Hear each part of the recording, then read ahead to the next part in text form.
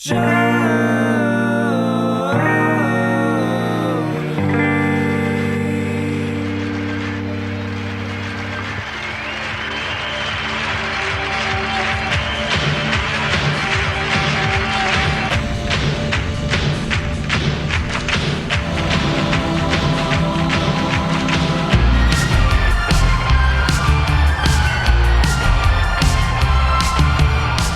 hello, everybody. Welcome to another installment of Show to Be with Mike G, the show of life, the show of Refrescadera, Michoacán, Oaxaca, walking to San Diego from Mexico to go to school every morning, and so much more. Today, we sit down and chat with Emilio del Conde, the founder of Chupes Finos importer. They're based out of Dallas, and we talk about their first product, the first of many. I just got some news. There's another second product.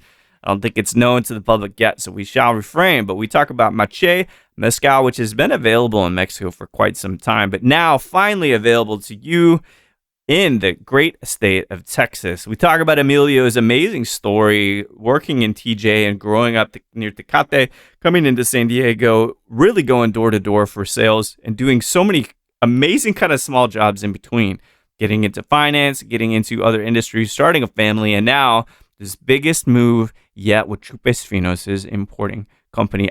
It's actually based in Carrollton, Texas, just outside of Dallas. I think there's a lot of amazing content here, but there's something I always want to talk about, that tension as I see it as an onlooker. I'm not from Mexico, but I see a lot of my close community kind of being threatened by us and things like that. And so we talk about that healthily, and we disagree on some things, and that's okay too. We talk mostly about mezcal, but we are all humans and we all have feelings. We are in a particular state of history, and it's good to talk it out. So without further ado, I hope you enjoy this great conversation with Emilio del Conde of Chupes Finos Importers.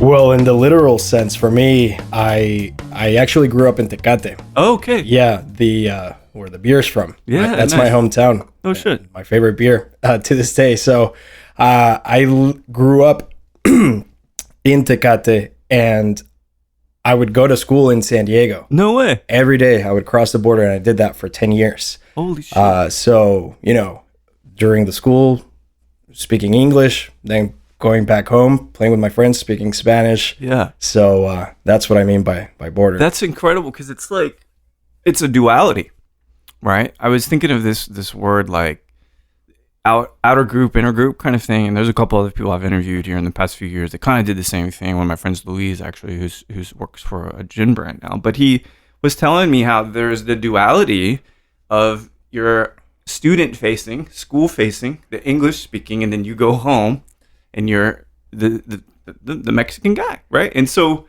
was it difficult to maintain those two things, or did you enjoy that duality? I really enjoyed it, honestly. And in all transparency, most of the friends that I hung out with in school, elementary, middle, and then just freshman year in high school, it was mostly from Tecate as well. Cool. So it's a common thing. A lot of kids do that.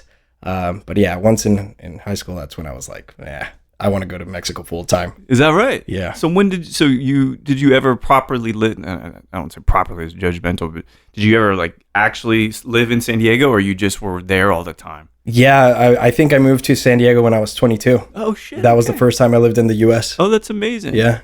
You 22. So you haven't given me any years yet, except that you got married in 2016, and then later you did the Oaxaca wedding. So I guess that puts you, I don't know, early 30s. We'll just put it that. Is that fair? Or late 20s? Yeah, early 30s. I'm just kind of piecing this together. 33. So okay. Why I ask is, you can treat this topic as delicately as you want, but I have many friends that I consider very close that are from Mexico. And a lot of them are brand ambassadors that are coming from Guadalajara, Oaxaca to the states back. And there's a lot of stress on them right now with how the state of how things are, right? And you did it too, right? Like you were going from Mexico to the United States back and forth. Do you get any sense? I know you're in corporate America too. We both do that as we moonlight with mezcal, I guess you could say, or it's our job, but we moonlight with tech either way.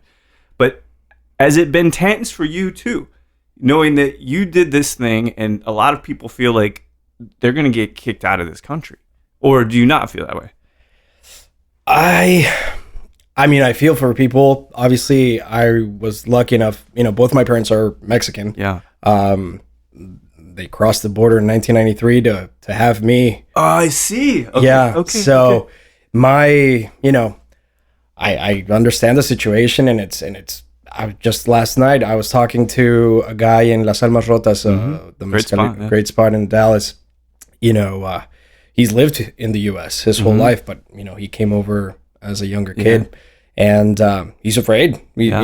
Sometimes to go out, and it's difficult to find jobs. So I can relate a lot to those people without the worry. Yeah, it's interesting. A lot of folks that are like, even my friends that were born in Laredo, they're like, man, we're still afraid. It's just a really interesting thing. And why I mention it is what it's really done. One of the side effects is created a stronger community, right? And I think that if you look at tequila, it's a community, but it's not the same thing. But mezcal is a community. Wouldn't you agree?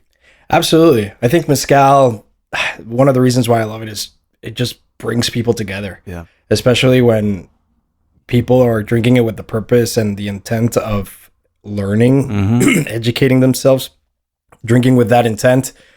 It just makes it such a pleasant experience to drink with someone, which is mostly how I drink it. I rarely drink it alone. Yeah. I always like to drink it with people. It's always communal. Yeah. That's a good point. I'm not the same, but the best times I've had were certainly drinking it like this, right? Drinking and having conversations with people. All right, so we're going back here a little bit. So you're crossing the border, you're going to school here until you're 22, you're still living in Mexico, go to the university there. Did your folks encourage the university thing? Or are they very great professionals themselves? Because I've looked at your resume and stuff, well, not your resume, but your lineage of work, and you've really moved up and had more responsibilities, larger roles and stuff. My parents, my mom just did a technical degree. She didn't actually go to college. My dad was a dropout out of UNAM in Mexico City. That's where he's from. They've always been entrepreneurs. Really? Yeah. My dad, everything from electronic imports to clay roofs factory to precious metal works, customs. He had a customs business as well. Yeah. And just a real estate, and they also had a fruit shop in Tecate. No kidding, really? And another store which started off as a candy store in Macheé, Baja California Sur. Really? Yeah. So I'm going to ask you this question because I've never met my dad, but my dad that showed up, he's an entrepreneur guy too. Right. He's a little less creative, but that's how he is. My mom is the creative one, right? So I always ask myself about entrepreneurs because I've had the opportunity to interview a lot of them. Is it nature or nurture? I was listening to one of your episodes where you asked Lalo. Yeah. Oh, that's right. Yeah. He was in that exec seat. And when you asked that question, I was thinking to myself, I wish my dad would have been a little bit more nurturing, push me towards. And he always said, start early, doing what you love early, and you'll be ahead of the game, when other people are barely starting. Yeah. The college, the high school and college that I went to in Mexico, it's a really good school, and they promote a lot of leadership and entrepreneurship. Okay, I see. Some of the projects that we did in school were about building your own company. Oh, that's cool. Creating a product or creating a service in high school. Yeah. So, I never heard that. Damn. Yeah. It's a good school. Western Schools and Colleges Association accredited school in Mexico. I think there's only 2. Very cool. Yeah. But I've seen them as an example, right? Starting their own businesses and trying to do their thing. And I've always been drawn to that, if I'm being honest. Yeah. Was there ever, and I know we both work the corporate realm, but if we're being honest, I think at the beginning of the morning, we're looking at ourselves in the mirror, it's to support our passions. I mean, whether that's a family or whether that's mezcal, I think we'll talk about it in a moment. But did you always know that what did you know what the right industry would be for you. Not at all, man. Yeah. Not at all. What I learned, I think in college and university, was that I am passionate about creating a project and making it work. Yeah. Whatever that might be. I love that. Yeah. Yeah. And the first job, I waited tables in Tijuana at a restaurant. I sold fireworks out of the family store in Mulegé. Yeah, cool. I got taken to jail as a 10-year-old for doing that. But in college, I just liked the thought of coming up with an idea, a project, and all the small little pieces that have to come together in order to make it function. And that's what I learned. And it could have been anything. It could have been popsicles. It could have been cars. It could have been anything. I just like that. And the first job I got, growing up, my first real job was a sales job. I did merchant services, credit card terminal sales. Yeah. Because I read in an article, some, CEO of a multi-million-dollar company, they asked him, what advice would you give to your 20-year-old version of yourself? Get into sales. Yeah. Learn how to sell. Yeah. Every organization, every company, every business sells an idea, sells a product, sells a service. Yeah. So that was my very first real job in the U.S. Interesting. While still in college. I've realized about myself, even though I do consider myself creative, mezcal. One of the reasons I love mezcal is because I've had the opportunity to chop agave, work with every piece of the distillation process, right? So for me, when I think about it, it's like this cocktail. It is, right? Because mezcal is more like a cocktail than probably any other spirit. But I love the pieces and how does it work? How does the still work? How is it heated? How is it rectifying, right? Those kinds of details, whether it's about making sausage or making a salad or pasta, or mezcal, is that... Because you talk about liking to know, creating all the things and making them all come together. Are you that kind of person where you want to go down to the atomic level and be like, man, I want to know how this works?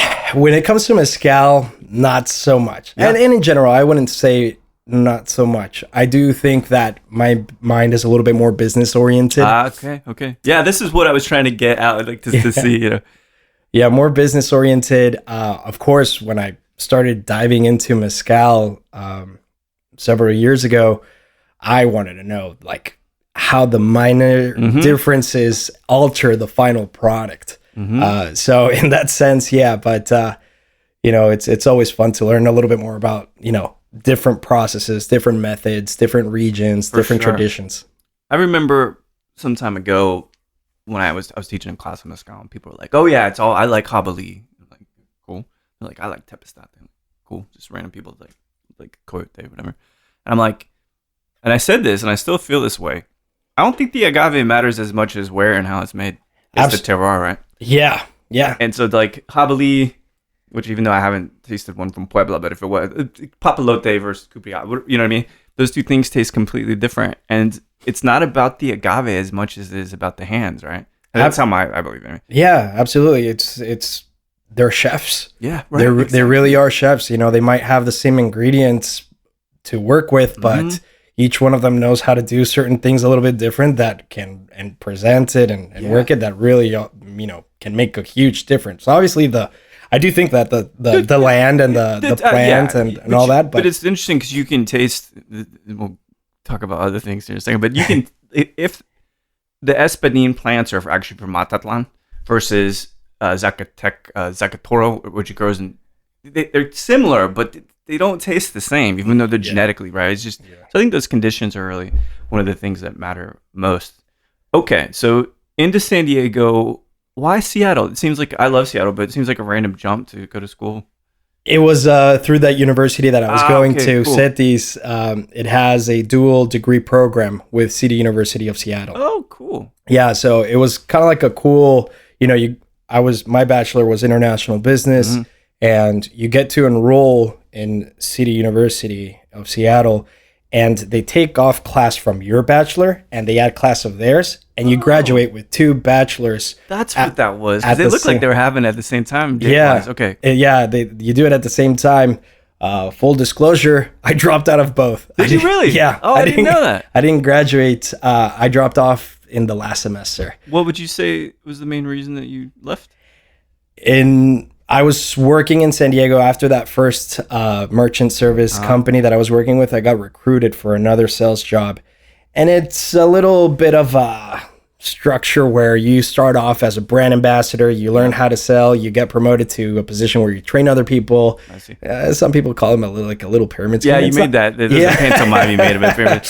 I didn't have to pay anything in order to work there. It was an actual job, but I started moving up. I started doing really well within that organization. I got promoted to management. I wasn't doing any field sales anymore, and I actually got to open my own market in Palm Springs. I was like in the mindset of like, I'm going to own my own company. Right. Why do I need a little piece of paper? I'm with you. Yeah. Who am I going to present it to, myself? I was doing school and this job at the same time. So it got to a point where I need to make a decision. Where do I want to stick to? And I was making decent money for a 21-year-old. Living in Mexico, by the way. Oh, you were still? Okay. I was still living in Mexico. I was living in Tijuana back then and crossing that border, which I don't recommend anybody to do. It's the most stressful. You have to wake up at 4:30 to get in a 2-hour line. No way. People cutting you off, and you have to like step on the gas and the brake at the same time, so no one cuts you off. Does that have a fee too? I know, like getting into El Paso, you have to pay if you walk. No fees over there. No fees. No fees. You have the Sentry or the global entry. Yeah. Which I got rejected from because I went to Cuba when I was. No way. And when you apply online, they ask you list all the countries you've been to in the last 10 years. And my brain just didn't connect that there was this embargo going on. That's fascinating. They penalize you for it, though. Yeah, well, the guy, the customs agent was already explaining, when you get this card in the mail, you have to activate it within 2 weeks. And all of a sudden he stops and he says, wait a second, when did you go to Cuba? And I was like, man, that was like 6 years ago. And he's like, oh, well, unfortunately, we have this embargo. I can't approve you. And I'm like, well, what can I do? And he's like, write a letter to the Homeland Security. Basically ask for forgiveness and tell them what you did every day while you were in Cuba. And I was like, how long are they going to take to respond? Probably 6 to 12 months. I'm like, man, forget it. I'm going to Cuba in 2 months again. Oh my gosh. So keep your global entry pass. But that's something I never knew. I think that's really incredible how petty we are. It's like, in the 60s, I get it, babe, pigs and shit, but still. Even the guy said it. He said, it's silly. The embargo is probably going to be lifted in next year by Obama, but the rules are the rules. That's interesting. Wow, what kind of allegiance, man. Nationalism. I find that really fascinating. I had no idea. So, moving up in this company, and then I know you've gotten some other kinds of sales jobs, and I can kind of tell by your personality, like, yeah, you're going to take to this, which is good that you're selling your brand, right? That's what we'll talk about in a second. So what was the move to Dallas? Was that also a job? It was within the same organization, this sales job. I switched campaigns. I was with Sprint. They had a cell phone government benefits assistance program in California.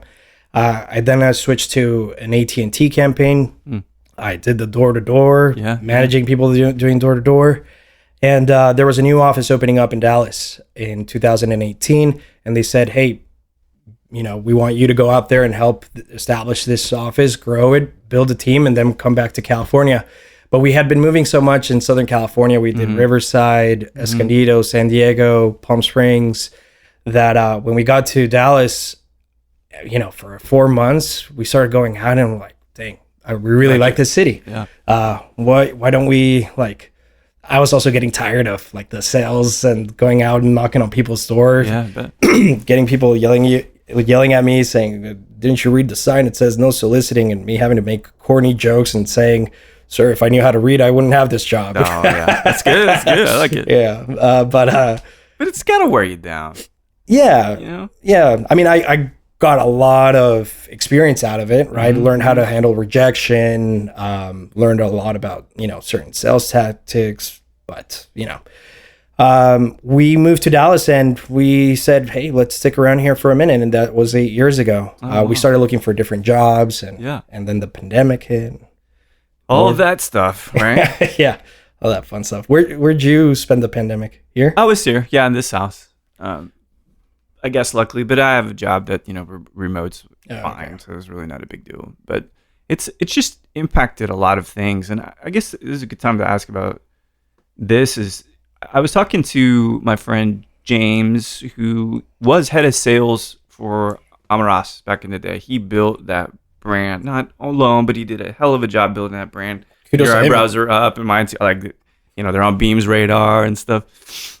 And he was back in town. He's got another mezcal brand and stuff. We were just talking, but something he told me that I didn't realize, because I haven't faced this particular challenge. And he said for the brand he's representing, 4 out of like the 5 people he talked to that day said, "Do you sell your brand in Mexico?" Because that was a gating factor for them somehow. Have you experienced that? I've never had anybody ask me, but it is something that I show off about Macheé, which we'll talk, which isn't my personal brand. I just am the importer and distributor. But I do show off the fact that Leo Garcia, the producer and owner of this brand, he does a hell of a job in positioning it in Mexico. You can find it all the way from Tulum to Tijuana. Yeah, I didn't know that. I couldn't find any info on that. But yeah, no, you go down to Oaxaca City, the best bars, Sabina Sabe, Selva, Copal, they carry this stuff. That's right. Okay. It's really... Maybe I have seen it then before, because it came on my radar because you're making trips to Austin now, and someone from Austin Shaker's like, "Have you tried this?" I'm like, "Nah, dude, but I need to try." And that's where we started talking, But so this epidemic, the way that I'll frame it is, I feel like drinking habits change after that. And I not for me particularly, but I'm Gen Y, you know what I mean? Like, so I'm a little bit older and stuff. But what have you noticed about people, just in general, now that you're there talking to them post-pandemic? I think that the general consumers gaining more knowledge and they're becoming more educated. And I'm happy, that that's happening, because it allows some great stuff that some of these industrial brands aren't able to get out there, or isn't worth it for them for whatever, I understand the reasons, small volume, small batches, but thanks to technology and maybe people having a little bit more free time during the pandemic, started getting into different niche, what do you call them? Just categories and stuff. I mean, not habits, like hobbies. Hobbies. Sorry, sometimes my brain thinks in Spanish, and I know the word. Tiempo? Right? yeah, that's exactly right. But yeah, sometimes I think of the word in Spanish, and I'm like, what is it in English? And sometimes it happens vice versa. But yeah, I think that I hope that trend continues, where people are more educated and curious to learn about what it is that they're putting in their body. Yeah. So I've noticed that trend. That's really, I think, the thing that, in part, the additive-free movement and tequila and stuff, that to me was just parroting. And I like a lot of the influencer stuff. I won't talk about how necessary they are for at least like 2 more years. But funny story about all that, which we'll talk about later. But I think that their heart was in the right place to say, we're seeking to create transparency, right? And I've started to understand via many guests just how important the younger generation's appreciation of transparency, quality, and raw, aka natural kind of ingredients. So knowing that this is all adding up, and mezcal is the most natural of the things, the least interventionist, right? Especially if you're doing one distillation with refrescadera like you are. Macheé, is that right? Yeah, Macheé. And are you seeing, like, will mezcal, bear in mind it's grown literage, 5.5% total produced liters year over year, something like that. But is it going to see its day more so? Will it become more of a popular thing? I believe so. Yeah. I honestly believe so. My drinking trajectory, if I may give you a quick recap, it started with beer. And I, in Mexico, by 12 or 4, by 12, I was already going out and drinking. Oh, really? Yeah. Nice. Not that I'm proud of it or anything, but you made it this far. Yeah, no. And there's a statistic that I read somewhere that the earlier you start drinking, the less likely you are to become an alcoholic later in life. Yeah. That's people who start drinking after like 21 or more, the probabilities are higher. Making up for lost time. Right? Yeah, exactly. So I drank a lot as a kid. Yeah. So now I'm by 18, I knew how to control myself. Yeah, that's great. I knew how much I could handle and not get blackout stupid drunk. But beer, I started getting into like visiting all these breweries, being in Ensenada, Tijuana, San Diego. Beer, tons of them, right? Tons of breweries everywhere you go. Great beer.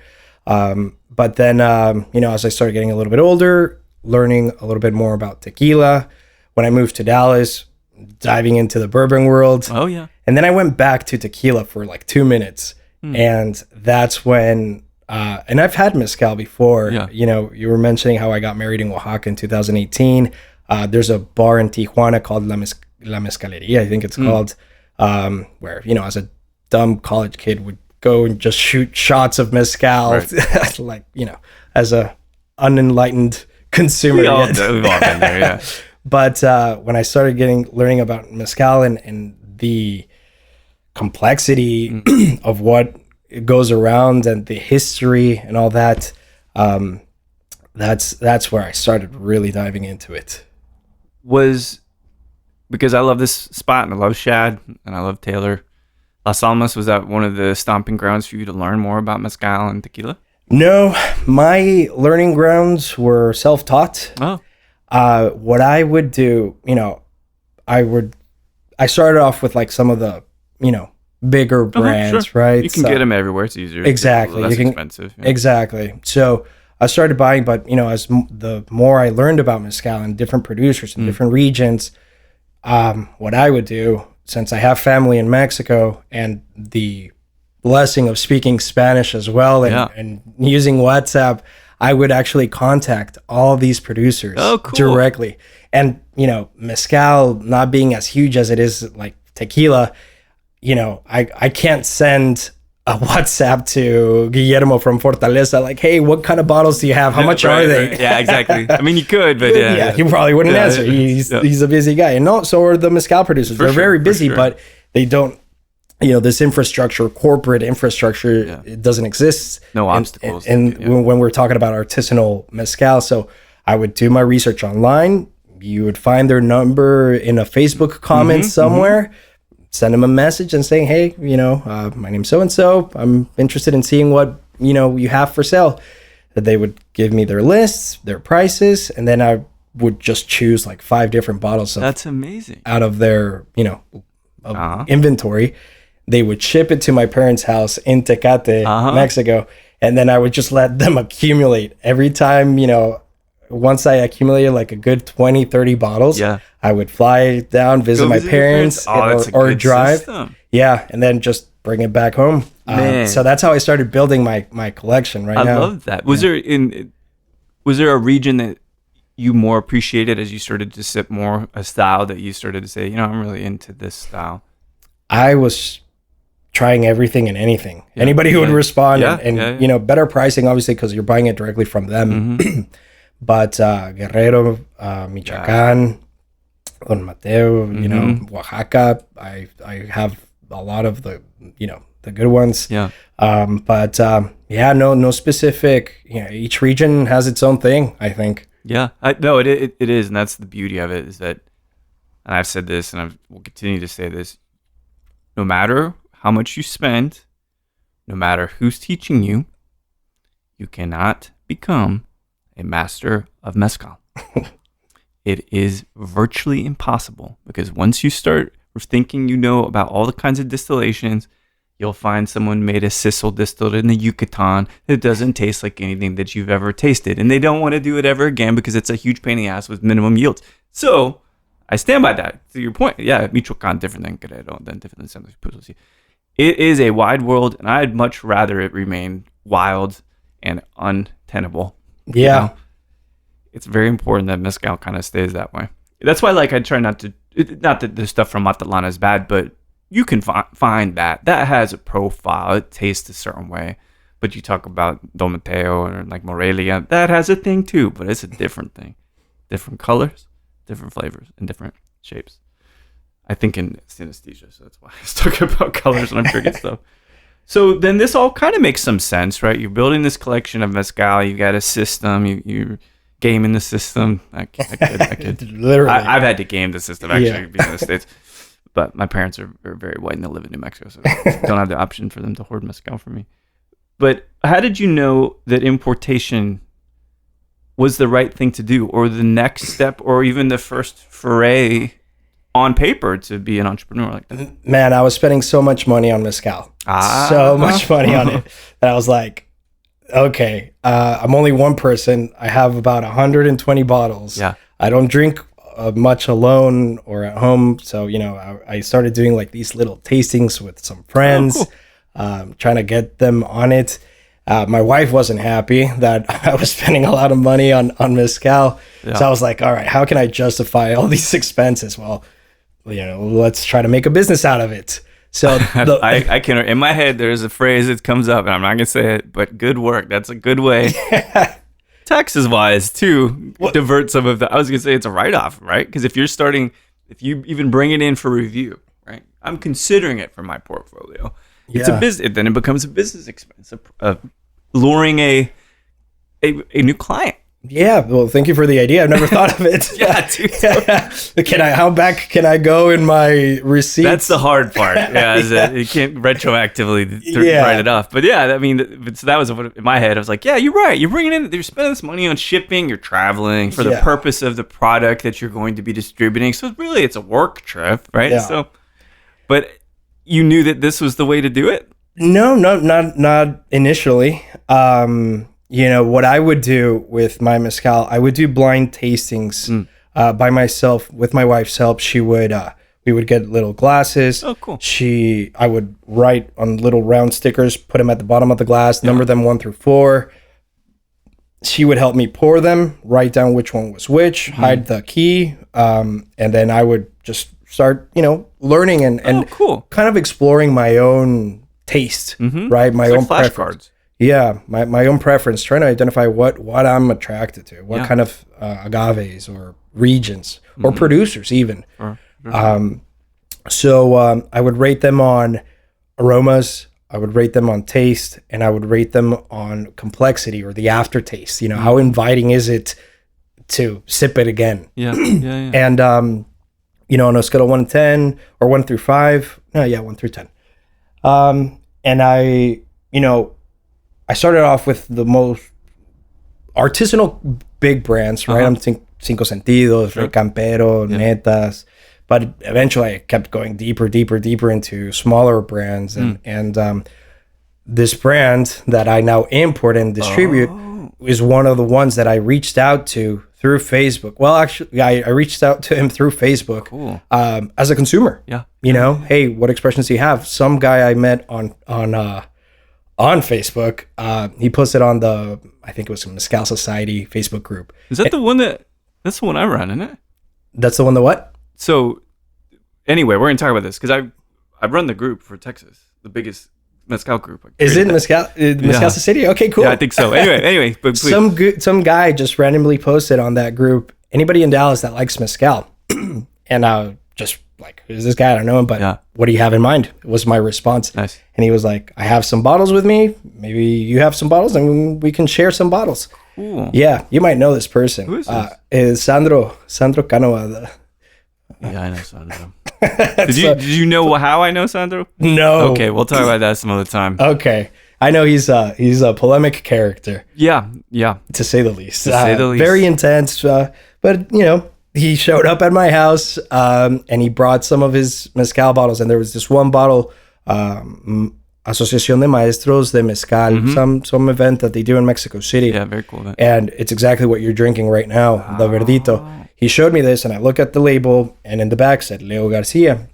I took a picture, later went on Facebook, bought some bottles off of him. A few months later, he said, hey, I just bottled these other expressions.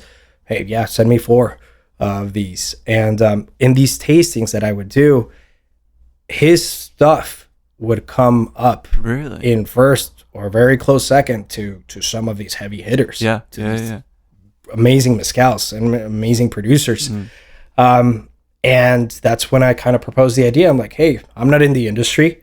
I don't know much about it, but have you ever thought about bringing your stuff to the U.S.? And he was like, yeah, I've been approached a couple of times, just haven't found the right partner to do it with. And I told him, like, hey, I don't know much about anything, but if you want, we can figure it out together. And that's how amazing. That's how it started.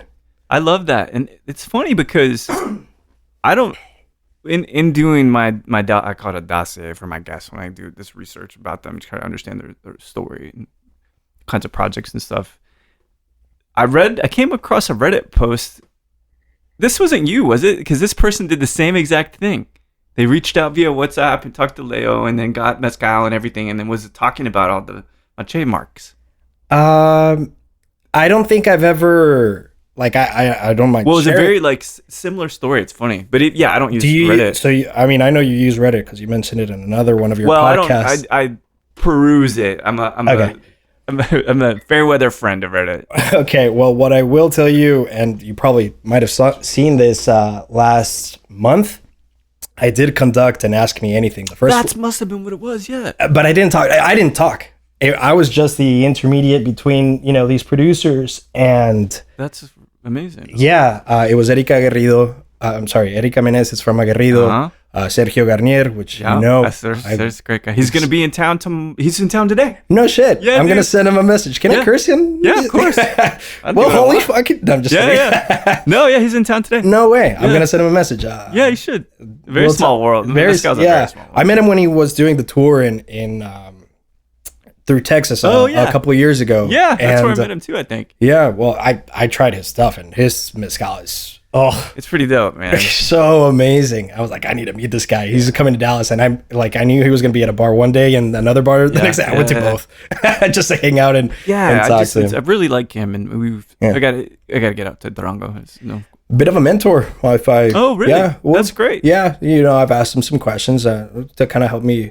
But he's he's expressed how happy he is that I'm actually doing it, and it's going good. Yeah. But anywho, that Reddit Ask Me Anything, that was me. Okay. Yeah. See, this is a smaller world than we think. Mezcal is quite a small world if you think about it. If you're able to text the person who made it, come on. Yeah. Yeah, and now that I think of it, I probably did comment that. I think that's I don't remember the user. I didn't get into that kind of granularity, but had I not found a bunch of other good stuff on here, I would have went in to try to find out. I guess my anonymity is kind of blown now because I always post and pictures of all the different brands that I like, and try to support some amazing producers like Aguerrido and Ultramundo. Squeeze in Macheé in there because I think it's great. It's really good. It fits in that same level, in my opinion. Absolutely. But just having the opportunity for people to be able to ask questions to these guys directly. There's been Ask Me Anythings. I think the last one was 6 years ago with Dalton from Macheé Mezcal, and then Johnny from Mezcal Reviews as well. He did one 6 years ago. I was like, maybe it's time for another one. I like it. Instead of doing one person, I was like, let me gather 3 cool people. Yeah, that's so cool. Yeah, and there's more to come. There's another Ask Me Anything hopefully next month with some again great producers. Amazing. Sneak peek, Lalo, Gonzalo from Macorichos, Graciela also said she participated. She would participate. Yuku Savi, a great brand from Puebla.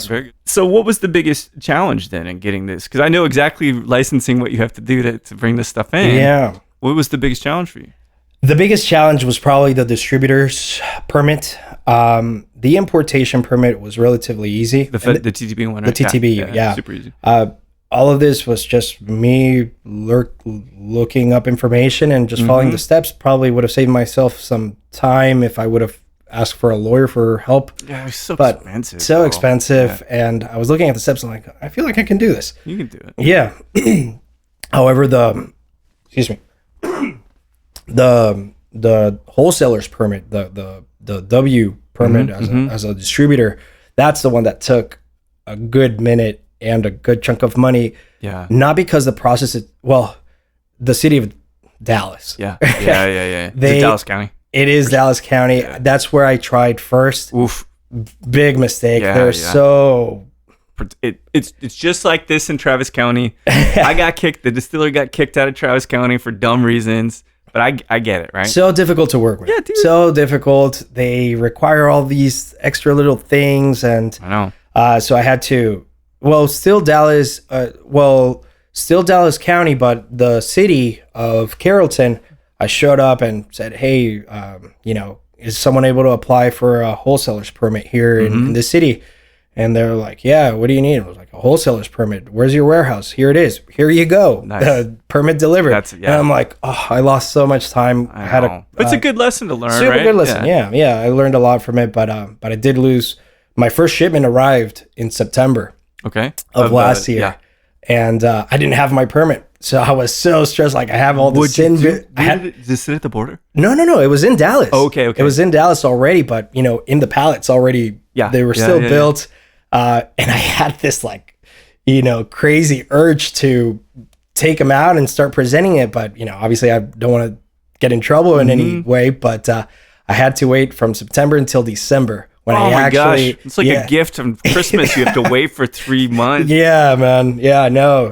It was tough, but I wish I would have gone the lawyer route. I'm just kidding. It's still the amount of money you saved by not hiring a lawyer, even if you waited 3 months to come to market, is still really, really valuable. But good things take time. At the end of the day, I'm not in this to make a quick buck. Yeah. I am in this to support great brands, great producers. Yeah.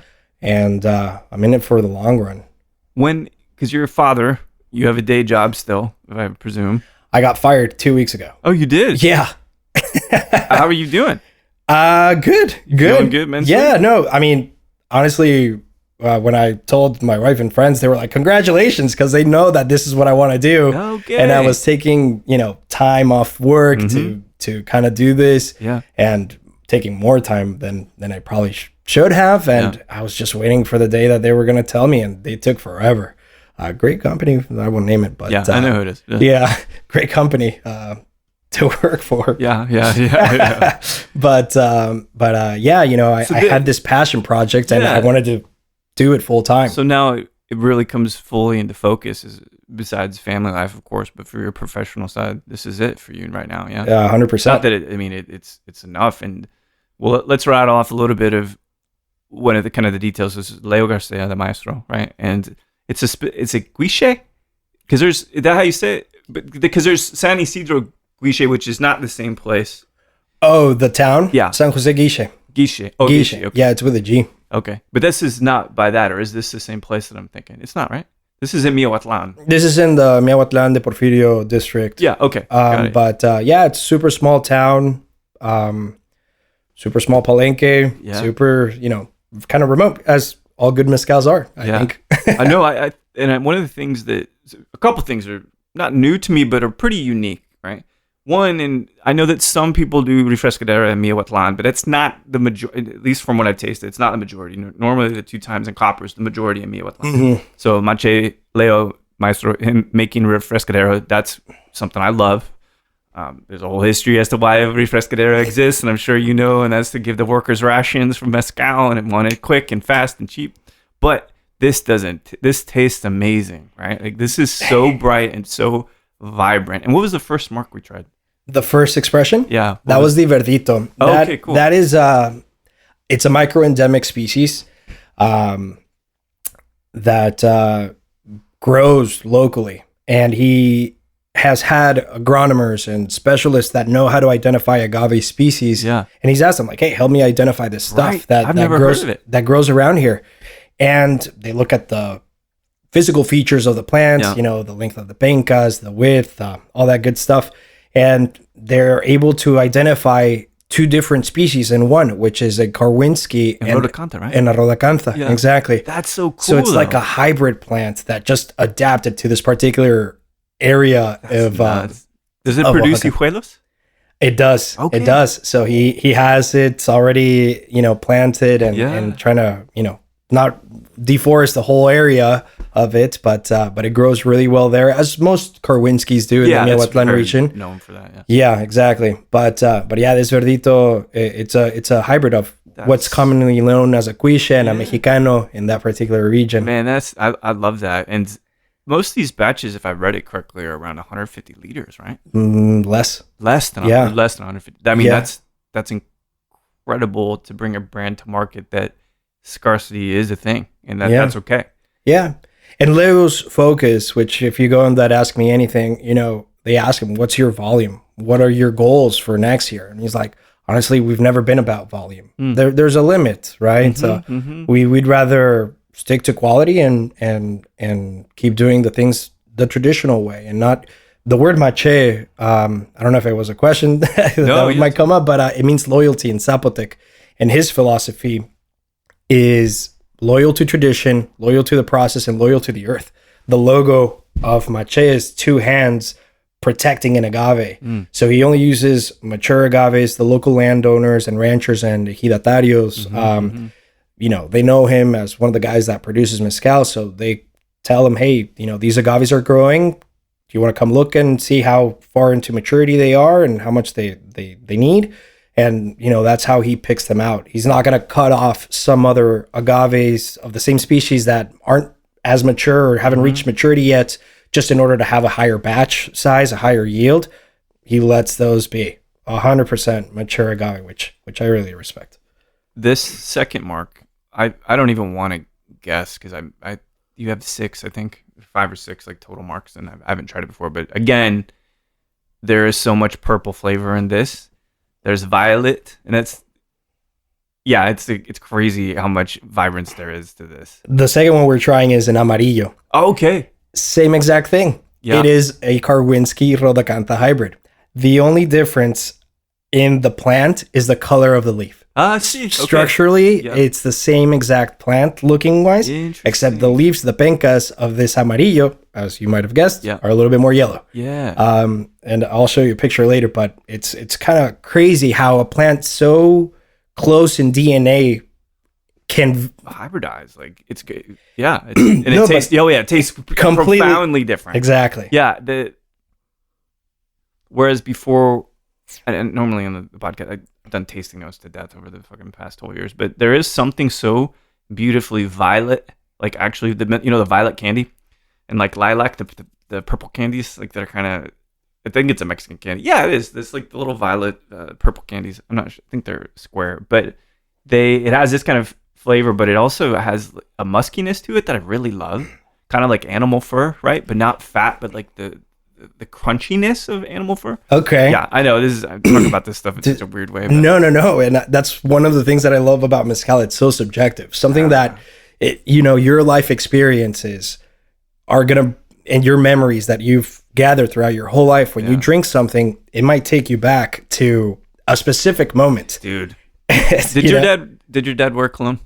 He did. Yeah. So did mine. And I remember in the 80s when he'd go off to work and I'd hug him before he went to work. And that would kind of linger on me, that smell of cologne. 80s musky cologne. Sometimes is a note I get in mezcal. Oh, this is like one. So it's purely subjective at that point. Yeah, of course. Right? But that's why I talk about animal fur and stuff, because I think it smells a way in perfumier that you don't think that animal fur smells like. It's really kind of interesting. But I think it's fabulous. What, 48-ish? 49? Maybe? Something like that. 49.6. Mm-hmm. Yep. The first one was at 50. Man, it's a sweet spot, though. Yeah. For both of these. Yeah. So expressive. Fun fact about Leo, he doesn't drink. He quit drinking almost 2 years ago.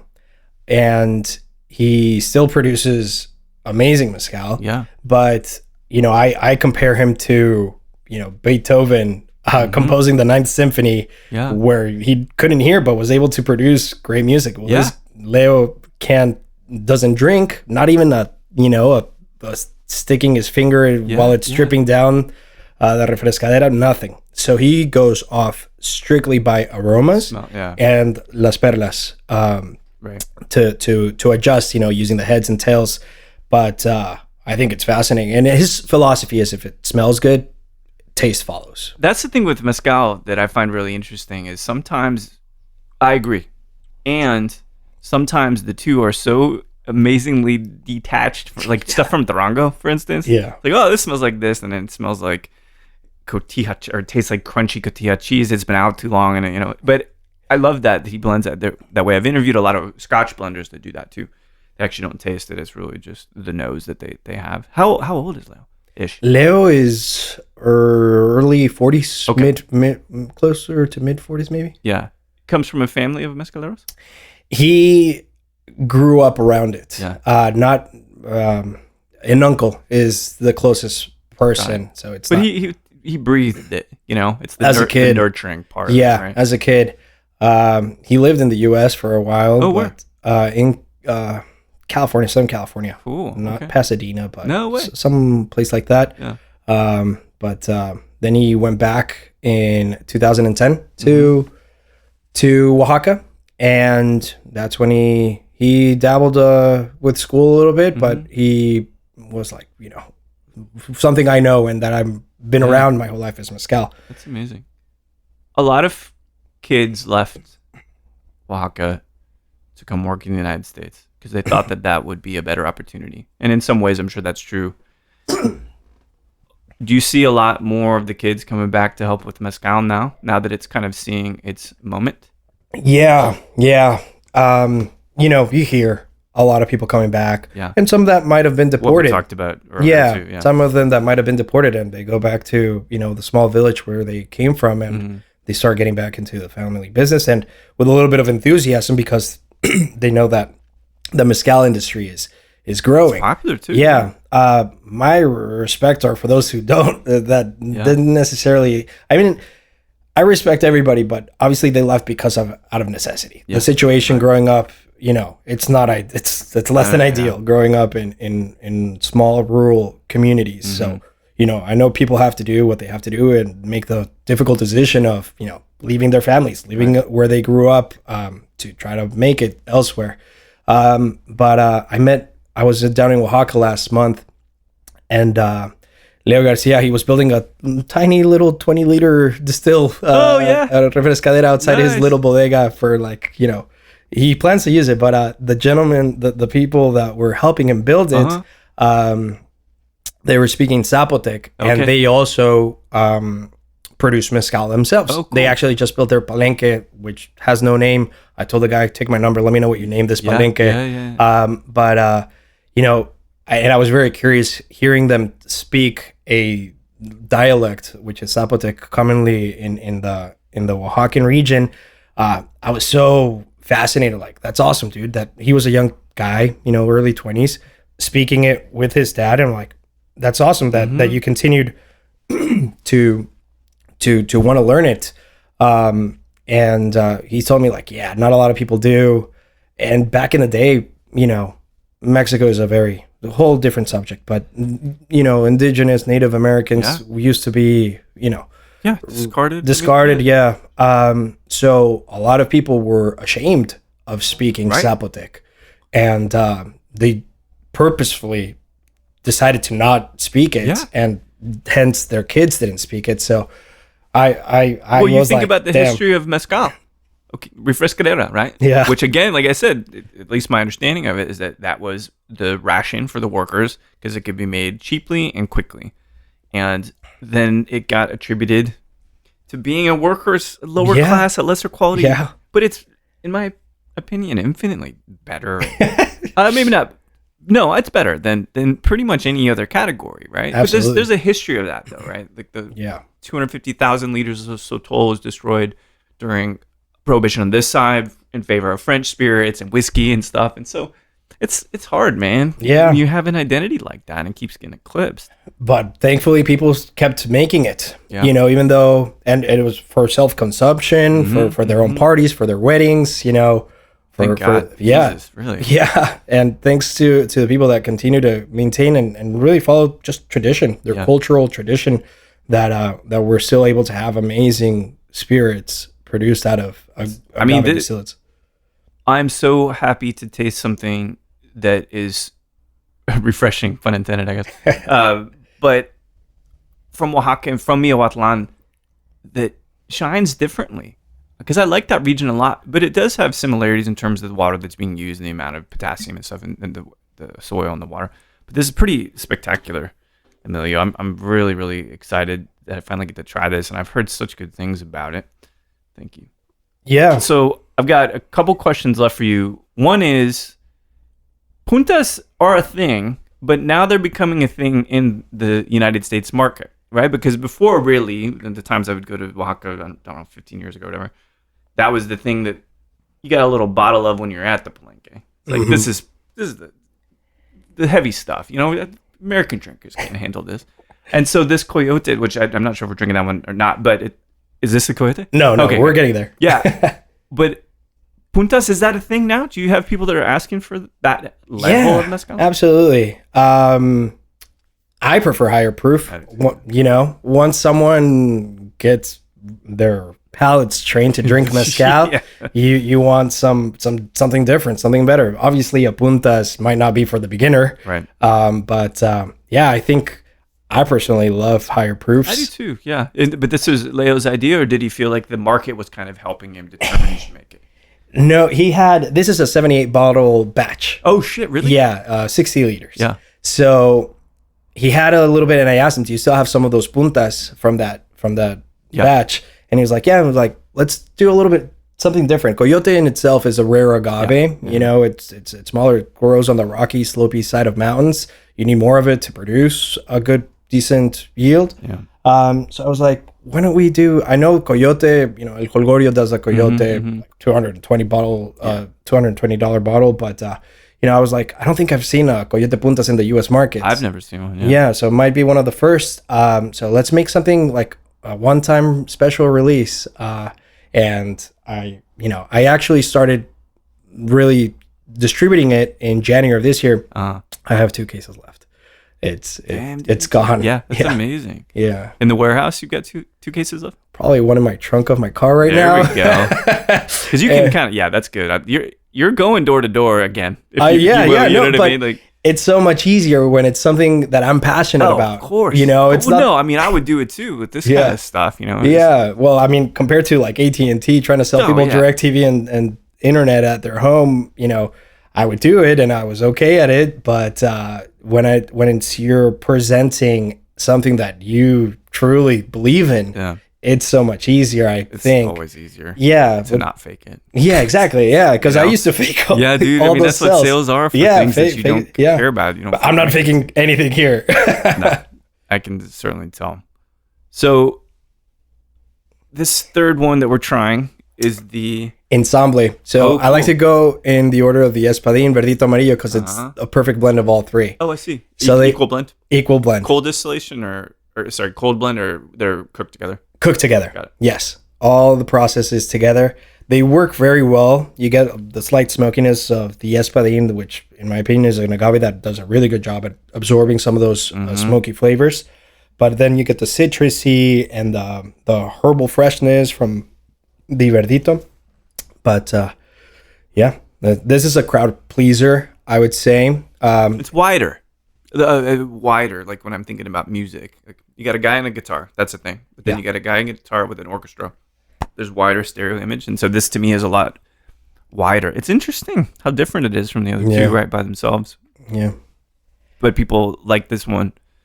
It's one of their favorites, you think? It's a crowd pleaser. Yeah. For beginners, I'm proud that all of these have been picked as a favorite by someone. Yeah. And that's something that I also love about mezcal. There's a flavor out there.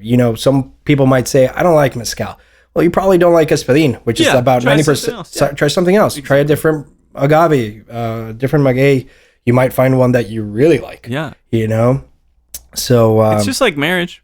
Oh, in what sense? If you don't like one, go to another? Or well, no, you only have to get it right once. Okay. Which I'm stealing a John Hamm quote. But anyway, but that's the thing. It's like if it's not meant to work out, fine. Yeah, of course. But try something else. Yeah. You'll find something. I think eventually. And I've been married like 3 times. So anyway, that's okay. A little cheeky joke. Okay. So one of 2. The last questions. You're sipping. I really am taken by this Amarillo. So I'm going to say that one. So you're sipping the Amarillo anywhere in the world, doesn't matter.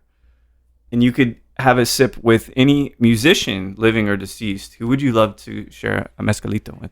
Ooh, I'm going to cheat on this answer. Did you know I was going to ask you this? I probably expected it. And I thought on my way here, I was like, what can I answer? And I was thinking about different artists. It's so funny that's the thing. Oh, but, if I'm with a musician, it's because... If I pick a musician, it's because I really like their music. Of course. But if I'm sitting and drinking with them, they're probably not singing or playing music. Sure. Yeah. So there's these things that they do, like in Mazatlan, Sinaloa, where they gather 3 different vocalists. They're all sitting in a terrace with a palapa next to the beach. They got the banda playing in the background, and they're all eating, drinking, and singing at the table. Oh man, kind of like a Mexican version of a Tiny Desk concert. Right, yeah. I love So Grupo Firme is a regional Mexican band that I would just love to sit at a table, drink, and eat while they're singing. I love this. Yeah. So, but they do it. For example, it's usually 3 different artists. Yeah. Oh, I see. At the same time. Like so an ensemble in themselves. Yeah. Throw in Karin Leon. Throw in, someone else. So I would love to sit down in that setting with those guys, just drinking a good mezcal and eating some bomb seafood. Yeah, that sounds pretty incredible. I'll join. I can play guitar and some other things. So if I can offer some value there as a backing musician, I'll definitely join you. So it sounds like tonight too, you've got, how long are you going to be in town, by the way? Just tonight. Just tonight. But you're going back tomorrow morning, I would presume. Yeah. Because you're going to Tobala, go see Sean over there, right? Yeah. Gonna hang out with Johnny. That's gonna spell trouble, obviously. We know. I've met Johnny. I hung out at his place, and not out in the wild. So we'll see. Yeah, it's good, man. There's a really nice community of mezcal. What do you want to take away from your trip? Right, this is a business trip, quote unquote, but it's something that you love. So it's a little different in that sense. But when you head back tomorrow, what do you want? Man, your hat on. A new friend, which I hope I find in you. For sure. Meeting people. I love talking and meeting new people. Yeah. So something that I'm really happy about being in the mezcal world is just it has allowed me to make a lot of good friends and meet really cool people and yeah, just. Yeah. I love that because I know people in bourbon, I know people in scotch and all that, some amazing folks, but by and large, percentage per capita of people that I meet, mezcal people are the best.